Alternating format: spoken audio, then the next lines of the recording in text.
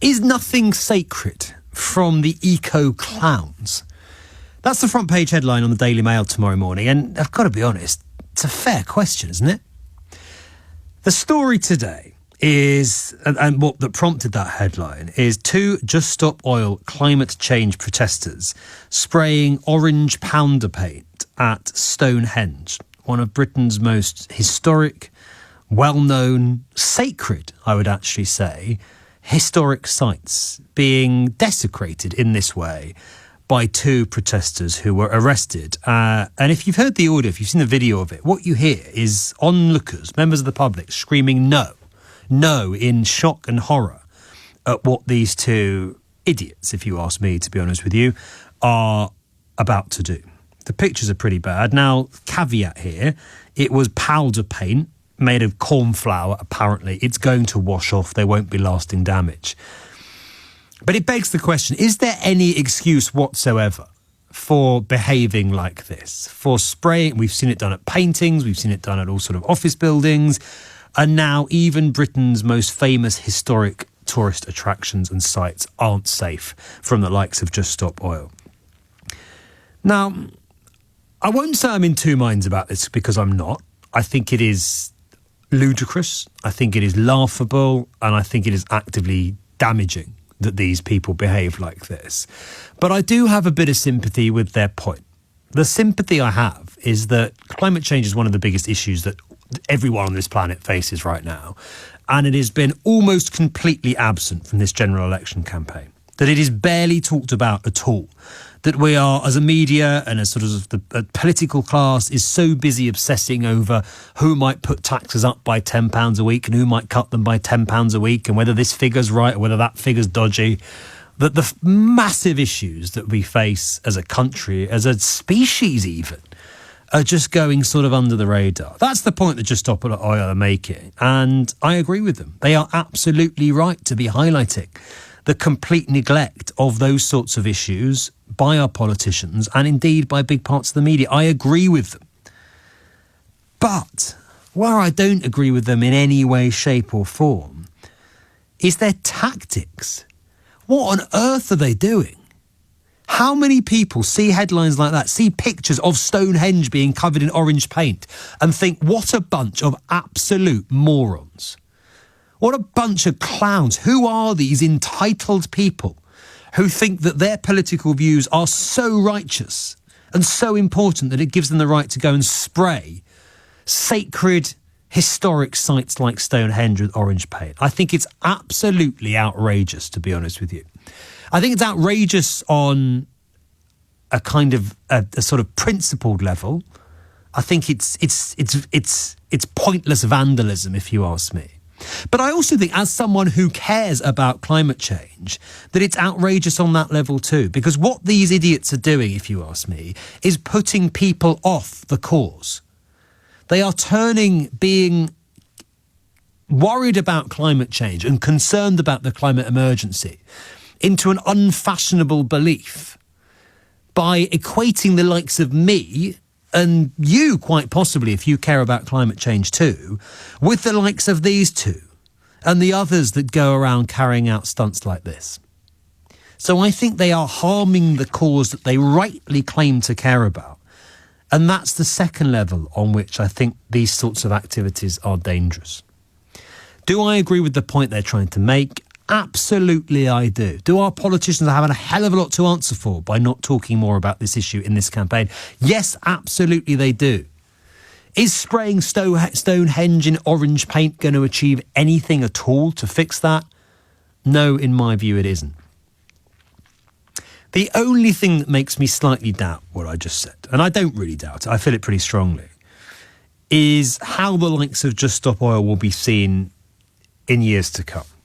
And I do think there is a pretty strong argument that they will be seen on par with the likes of the civil rights movement and the suffragettes, who use pretty contentious tactics to try to raise awareness and campaign for a cause that was so just that people in years to come might think that the tactics like this today in Stonehenge justified the ends. The means the ends justified the means, in other words, that climate change is so important that even behaving like this is actually acceptable and defensible in that context. I don't think I believe that, but I do think in years to come, Just Stop Oil will be seen as being on the right side of history. And our political leaders who did too little too late when it came to climate change, they will be the real villains in this. Still, doesn't justify the tactics, if you ask me. Let's talk to Adrian Johnson before I come to your calls on whether you think there is ever a justification for stuff like we saw today at Stonehenge. Adrian's a spokesperson for Just Stop Oil. Adrian, a very good morning to you. We will, I promise, talk about why the climate change issue has been absent from this campaign. But let's start with the stunt we saw at Stonehenge today. What did it achieve? What was it designed to achieve? That's a good question, Ben. So what it is designed to achieve is, we took this action today basically because oil, gas and coal are weapons of mass destruction. And so we are demanding governments sign the International Fossil Fuel Non-Proliferation Treaty to outlaw them. But that wasn't my question. My question was, how does spraying orange flour and paint or whatever it was at Stonehenge, how on earth does that even get us slightly closer to the things that you were just talking about? Well, yeah, okay. Well, for sure. Well, it gets us closer because it allows that message to be broadcast, because otherwise that message isn't getting through. And you know yourself that it is so far down the list as our leaders are preparing for the election. Mm-hmm. And they're doing basically the opposite of what they need to do. And so we have to take this kind of action because basically we're going to have to end fossil fuels or they will literally end. But I put it to you, it doesn't get that message through at all. All people hear and see on the news is two people being widely condemned by politicians across the spectrum for doing something that most people, I suspect, think is completely idiotic and achieves absolutely nothing at all towards fulfilling the aims and the demands that you are making. It doesn't get people talking about oil. It doesn't get people talking about climate change. It gets people talking solely about your tactics. Well, that's unfortunate, isn't it? Because if you actually just take a moment, it is unfortunate. Tactics, but that's why it's a pointless gesture. But is it though? Is it really? Because if people, when they just stop and reflect for just a minute, okay, and they think, okay, so literally some custard powder has been thrown at, a World Heritage Site. But that's, weighing that up against the potential loss of civilization. And in terms of a focus for a protest, it's actually a really good choice, because when we look at Stonehenge, we celebrate 5,000 years of human achievement, 5,000 years of civilization. And that's only possible because we've had this stability in our climate to be able to grow food, to be able to predict the seasons, to be able to depend on things going right, and not just worrying about where our next meal is coming from. And that 5,000 years of civilization is about to be obliterated. But no one's talking about. That's not the conversation that people are having. I say it again, all people will see is a group that claims to care about conservation and protection desecrating one of Britain's oldest and most sacred sites. Yeah, well, it's not permanent damage. And it's not the point, though, is it? What conversation are we having, Ben? We're actually talking about the potential end of civilization, or at least that's what I'm putting to you. And I have this opportunity to say that to you and to your listeners. But Adrian, without this action taking place today, that wouldn't be happening. So your point is that nobody is talking about climate change until they start talking about your tactics? No. It's basically all publicity is good publicity. That's sort of the gist of it. That is the gist of it. And also in terms of if people are sort of challenging us saying, is it, that the ends justify the means? Well, yeah, if the ends are the potential loss of everything that we love and the means is a little bit of custard powder, then yes, I would say that the ends do justify the means. But I go back to my point. Does this achieve anything in terms of swaying anyone's opinion, putting pressure on policymakers to change their policies? I'd actually say it's damaging, because there is now a trend of people to associate those of us, and I include myself in this, who care about the climate change and the climate emergency. They associate it with idiotic stunts like we saw today, Adrian. It's actively harming the cause. Well, a couple of things. Before Just Stop Oil started to take action of this type, no news outlet, no media outlet was actually talking about oil and gas licenses. And now it is way up the agenda. And it's the Labour policy is to scrap them going forwards. But we're calling for more. Okay, so we're talking, we need an emergency plan to stop the extraction and the burning of all fossil fuels by 2030. But do you think Labour have adopted... Are you suggesting Labour have adopted that policy because you do things like throw corn flour at Stonehenge? It's going to be very difficult to prove that, isn't it? But there is evidence to suggest that, yeah. What evidence? Well, the fact that they brought it into their policy, the fact that every opposition party brought it into their policy. What's the evidence that's got anything to do with what Just Stop Oil have been doing? Oh, I see what you mean. Yeah, okay, so we can't prove that if we did nothing, that they would have done this anyway. But I would put it to you that without this kind of action, and the other thing as well is this, Ben, you possibly might be aware of this kind of idea of like there needing to be a radical flank that takes this kind of shocking action in order to move the more moderate flank along into the conversation and into the kind of the headspace of talking about these issues.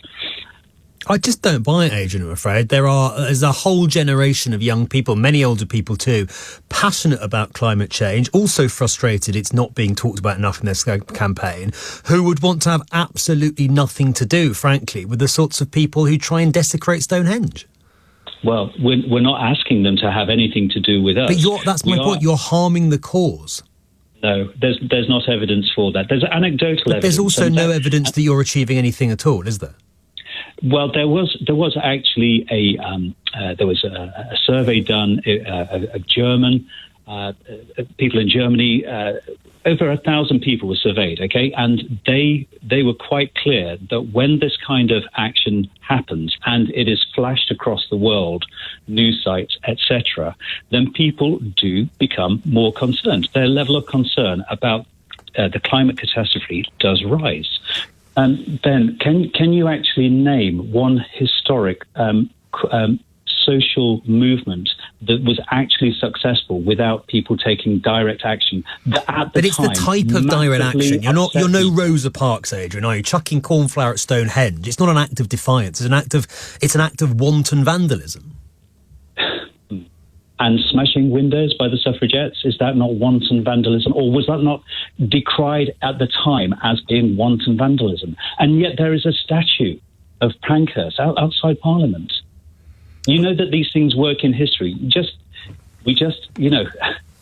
The evidence is very, very strong that this type of action actually is effective. And yet it's sort of contradictory because you've been doing this for years and you're saying politicians aren't talking about it, they go nowhere near far enough in terms of their policies. Isn't that pretty strong evidence that the things you've been doing for the last, 3-4 years haven't worked? Well, except that the Labour Party and every other opposition party took up our demand, which is to stop new oil and gas licenses. They haven't quite said that, have they? There's quite a lot of loopholes in it. Presumably you don't think it goes far enough, so they haven't done what you've asked them to do. Well, the Labour policy is that there will be no further oil and gas licenses. You're right, that isn't far enough, okay, and the science is quite clear about that, okay, and that is why we continue to do this. But I feel optimistic that it is being effective, okay, and it's a shame that people are sort of expressing outrage, and again, I would say about a little bit. But it's not a shame. It was eminently predictable, wasn't it? You do it because it creates outrage. You've basically said that yourself. You can't say it's a shame. That's exactly what you're trying to provoke: is outrage and disgust and anger. Yeah, I suppose what I'm saying then is that it's unfortunate, okay, that people are focusing on bit of custard powder. And I suppose, to be fair, we chose to throw the custard powder. Quite. Yeah. But again, that isn't the place where people need to. But Adrian, you're making my point for me. If you go and throw custard powder at Stonehenge, people will talk about you throwing custard powder at Stonehenge rather than the issues you want them to talk about. You're making my point for me there. Yeah. But what do we? Where do we go then, Ben? We haven't got there yet. We are continually bringing this into the public discourse. For example, the chief science officer of Save Soil recently said it's going to be a disaster for human beings. Getting back to that 95% of soil loss, it's going to be like Mad Max. And also when you get like 400 scientists giving a report saying they are really at their wits' end about our political leaders not taking the action that they need to do, it needs to be taken. It needs to be constantly talked about. And I repeat, if the media was doing its job and really getting these news stories across in terms of how terrifying it is, how bad it is already for many, many people, then we would not be needing to take this type of action.